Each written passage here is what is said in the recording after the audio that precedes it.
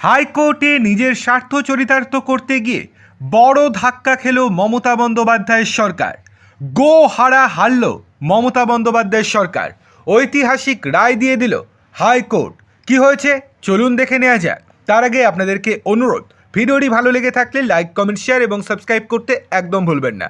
চলে আসি বিস্তারিত খবরে।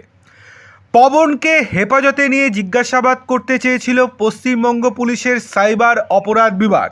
তার বিরুদ্ধে এফআইআরও দায়ের করেছিল পুলিশ। তার বিরুদ্ধে কলকাতা হাইকোর্টে যান শিল্পপতি পবন। কলকাতা হাইকোর্টে গিয়েই সপরিবারে স্বস্তি পেলেন শিল্পপতি পবন কুমার রুইয়া। আসল সত্যিটা বেরিয়ে পড়ল হাইকোর্টের শুনানি চলাকালীন। পশ্চিমবঙ্গ সরকারের দাবি ছিল 315 কোটি টাকার সাইবার প্রতারণা মামলায় নাম জড়িয়েছে শিল্পপতি পবন কুমার রুইয়া এবং তার পরিবারের। সেই মামলাতেই আগাম জামিন চেয়ে হাইকোর্টের দ্বারস্থ হয়েছিলেন পবন।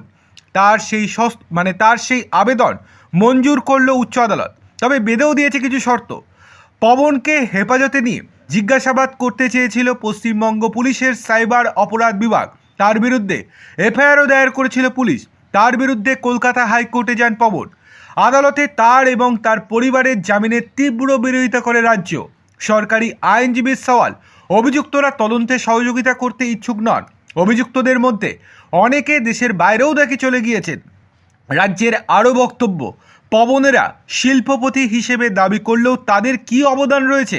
রাজ্যের কাছ থেকে ডানলপ যেসব কারখানা নিয়ে যন্ত্রপাতি বিক্রি করে দিচ্ছিলেন, শেষ পর্যন্ত রাজ্যকেই হস্তক্ষেপ করতে হয়। তাদের সকলকে হেফাজতে নিয়ে জিজ্ঞাসাবাদ করা উচিত। এবার মামলাকারীদের আইনজীবীদের পাল্টা বক্তব্য কী ছিল? এই শিল্পপতিদের 3 পুরুষ এই রাজ্যে বাস করেন। তাদের সব ব্যবসায় আইন সিদ্ধ, শর্ত সাপেক্ষ হলেও পবনদের আগাম জামিন মঞ্জুর করা হোক। অন্যদিকে সিবিআই দিয়ে এই মামলার তদন্ত করা হোক। তাহলেই পুরোটা পরিষ্কার হয়ে যাবে কেন এতটা হিংসাত্মক পদক্ষেপ নিচ্ছে রাজ্য সরকার। কেননা পবন কোনো রকম অর্থ সাহায্য করতে আর রাজি হয়নি রাজ্য সরকারকে।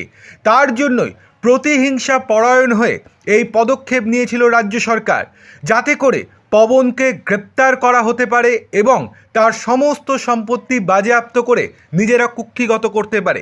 আর সমস্তটা শোনার পরেই আদালত জামিন মঞ্জুর করে দিয়েছেন পবনবাবুর।